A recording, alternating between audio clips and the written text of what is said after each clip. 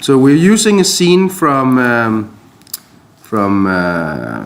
this site called 3D Render, and it's a guy called Jeremy Byrne that, and it's actually quite old, but he made these rendering challenges well 10-15 years ago. He's now working at Pixar, so I think he's doing okay. The one we're going to use is the one called Fruitball, and there's also examples here of people that have rendered this in different ways. So you can create different kinds of images using this scene. So you can see it looks very, very different depending on how it was rendered. So I put the file up on the folder. Let's see if I can find it. It's there. It's here, Fruit version 2. I'll just open that in Maya. There you go. So depending on how you open it, it'll look different when it comes in. So this is the scene. It has a couple of different things. There is a piece of cloth that is the background. There's a plate. There is an orange, a pear, an apple, some things, some grapes, and 2 bananas that look a little weird. The bananas are made from NURB surfaces, and the reason why they look black is because Viewport 2.0 is very picky about surfaces pointing the right direction. So a surface has a front side and a back side, and these bananas are inside out. So let's fix that quickly. So just select one banana, go to surfaces, and then let's see if I can find it in this new version. It's called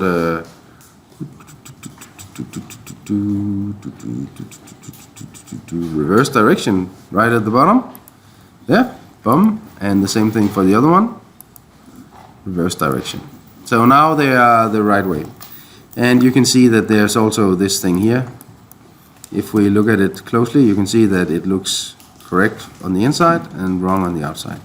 Just press G in this case to repeat the same tool, and I think that is everything.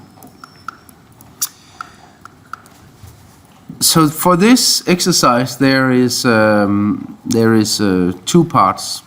One is lighting the scene, and the other part is shading the scene. And then you could argue that there's a third part where you texture the scene, but that's up to you. Let's start out by the lighting the scene. So I will light this primarily with the spotlights. So I will create a light, spotlight, yeah, and it's undo. It's hanging here on the other side of the curtain. So I'll just move it out here, and I'll turn on lights. Press 7 or press the little light button here, and you can see it all goes dark. And then I can either rotate this light, or I prefer to select the light and then go to panels, look through selected. So now I'm the light. That sounds really good, right? So I can place this the way I want it. I can change things like penumbra and the drop off, like so. Then maybe change this as well. So this looks good. Pop back to perspective. I do that by holding the spacebar, clicking Maya, and go perspective. So that is one light. I can just duplicate this, Control D, and then move that over to the other side and look through selected on that one. And take a look at this. Maybe have that coming from down here. And again, what I'll do is I'll make this light color slightly blue, like we discussed yesterday. So just have it a very slight blue color. You should be able to see that it looks a little bit cold now. Spacebar, click perspective, and then grab the other one over here. And what color do you want for this? Orange, yes, good. So just give it a little bit of saturation. Put this at orange, and then maybe let's see this is too much. It has to be like just a little bit. Very good. So this is my key light, and this is my fill light, and then if I want to do this like the classic way, I want something called a kicker or a rim light, something that lights up the edge. You can see that it's very dark here. I want something from behind, and to do that I could use something like a directional light. So I'll just go directional light there. And you can see it's here, so I'll just rotate that around. Maybe do it like there. So now you can see I get this little highlight here on the edge of the fruit. I'll just make this low intensity light 0.2, just a little bit, maybe. Yeah, that's okay. And then I'll make the fill light maybe 0.6, and then I have my main light at 1. Something I want to explain about the lights in Maya. By default, they have what's called no decay. That means that the light has the same intensity right beside the light as it has like 2 million light years away. And that's not how it works in the real world. The real world uses quadratic decay. That's because it's based on the area of the light.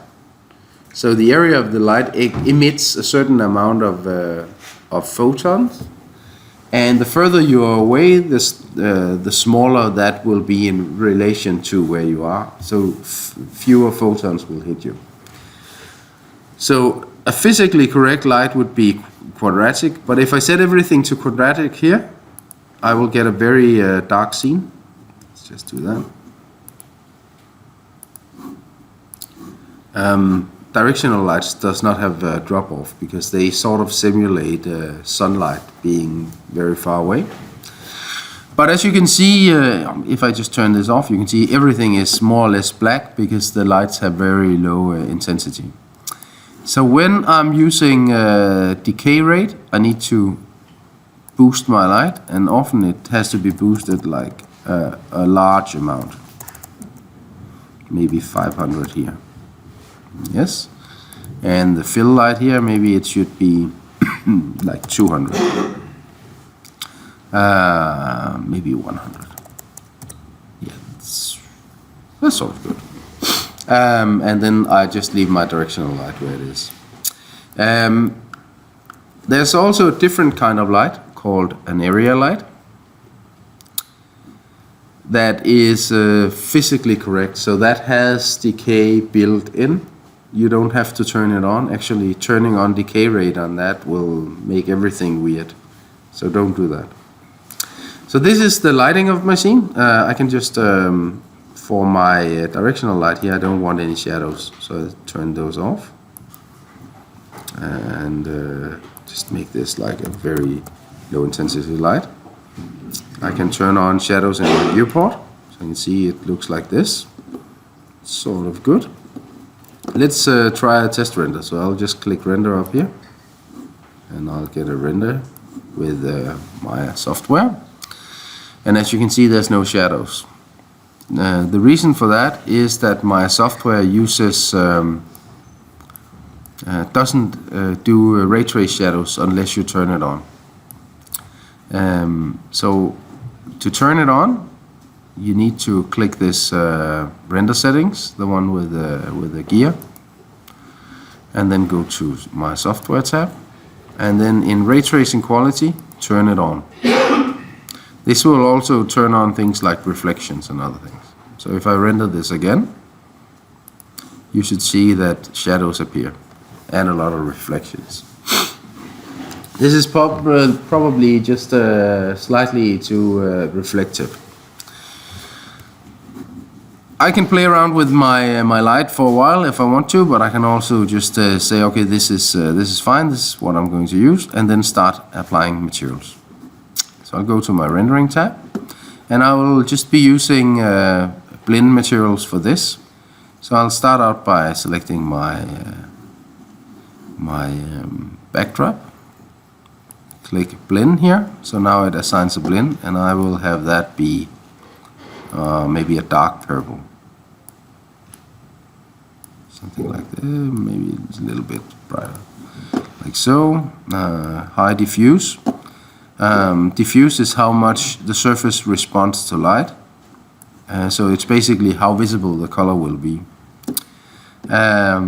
In the specular shading, we have everything that relates to like highlights. So if we turn this up a lot, we can get highlights. It also has reflectivity. I don't want any reflectivity, but I want some fairly broad highlights so that it looks maybe like some velvet or something like that. I can just test render to see how that looks. That is sort of okay. And then I move on, select the plate, do this again, make this quite white. It could have a little bit of reflection. The eccentricity is the concentration of the highlight, as you can see. So I'll make that rather small for something like a shiny plate. So if I test this, you should see the plate starting to get there. It's not quite white enough. I'll make it even wider. So that's good. See, this is the thing. It doesn't look white, but it depends on the light that is in the scene. So it actually is white, but because there's not that much light, it will look a little darker. So that's fine. And then I'll just move through this. The orange should be, let me see, orange. Maybe have it like so. The apple, I want to make that red. Just make a red apple, really red, or maybe just slightly less red. The bananas, I choose both of them. Click the blend again, make those yellow. Maybe, no, that's okay. Then we have these other things here at the back.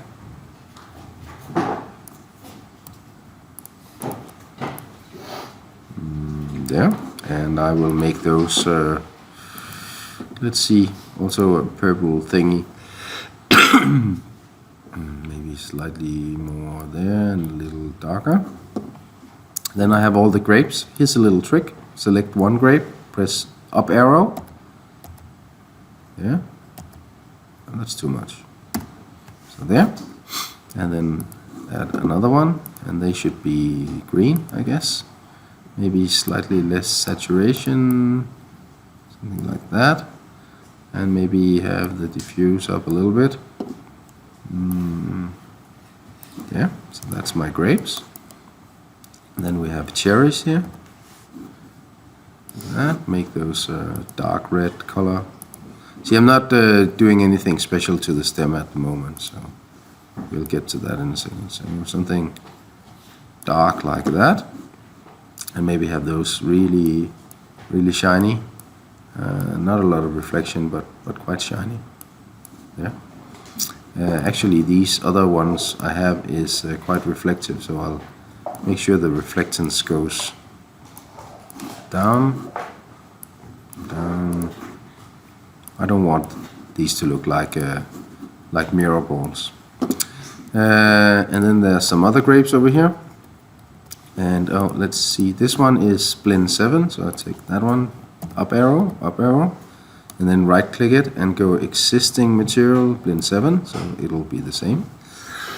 Then I have the pear, That should be sort of like a green grayish color. There. No reflectance. And I have this leaf. That should be a little more green. There. And then of course I can go through all of the stems here because they are that one is connected, so I can't do that. I'll just leave it at this. So let's see how this works if I render it. It's a fairly good start. I could work with this. So the final thing before I let you do this is that to tweak all of these materials, I can of course select them here and then just use it over here, or right click an object and go material attributes and then tweak it over here. What I can also do is use the IPR. So there's this button called IPR. If I click that, it will render the image and then it will say select region to begin tuning. So I just select the region. It doesn't work with ray tracing, sorry, in this version, so I need to turn that off and then just do it again. If you're using Mental Ray, it works with ray tracing as well. So and in RenderMan too. So now if I change this, for instance, go in here and say, okay, I want this screen, then it'll update right away. So you can tweak your colors in the viewport right there. Maybe have this green thing here, make it slightly less noticeable, and maybe have the pear be slightly yellow, maybe. Take that one, make that more in the yellow, something like that. So that's another option of doing that. When I'm done, I click the stop button and I'm done. I just need to turn on ray tracing again. And then the final bit. There's this button up here.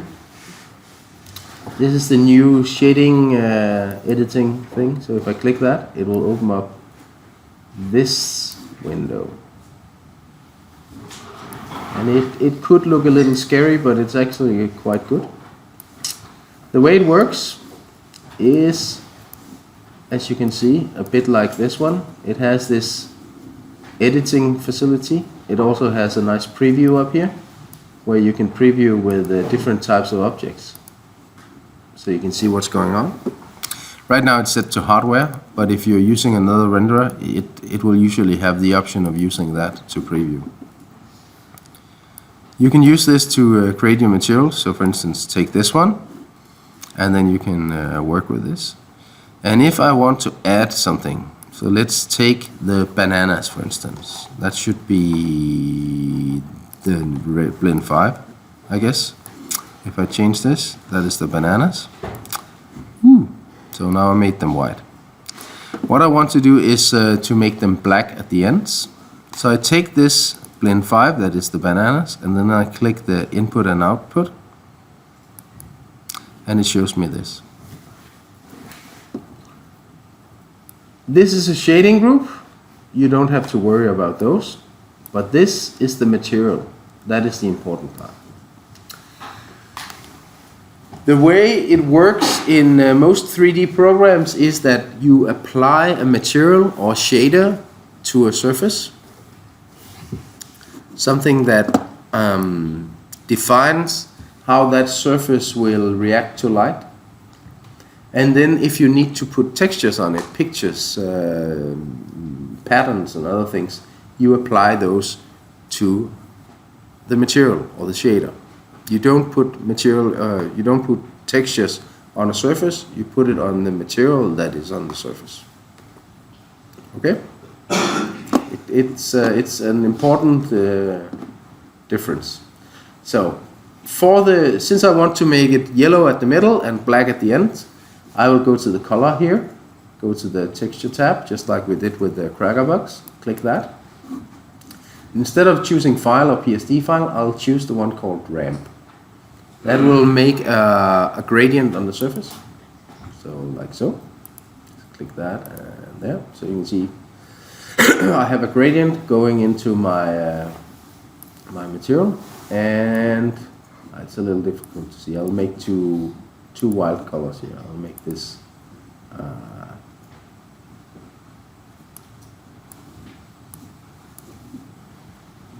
I'm not getting color tab there. So I'll make that red, and I'll make the other one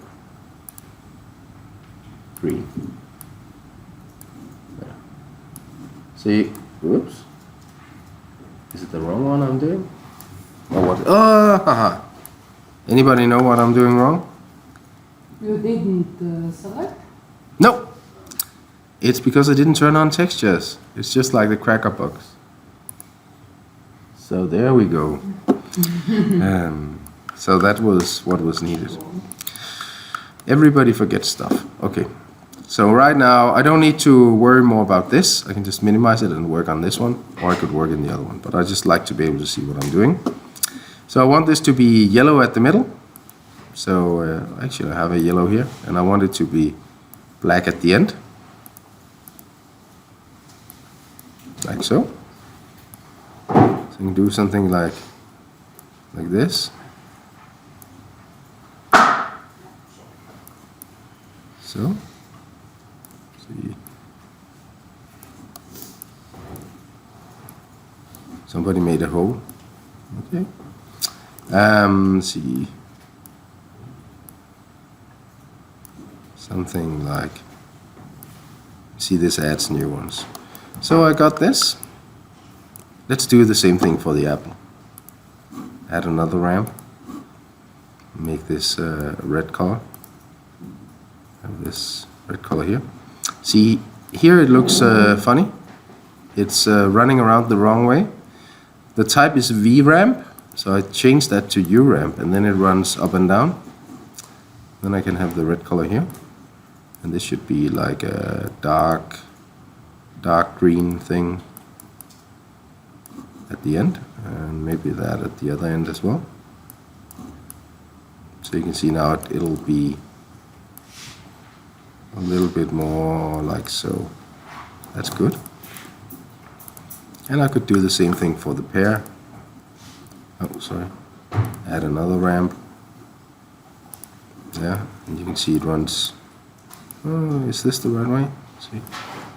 Yeah, that works, right? So I'll make this green color again. Maybe that one. And maybe have a little bit of red. There.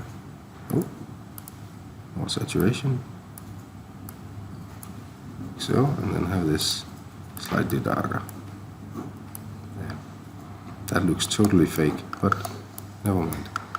So you get the idea, and then we can render the final image.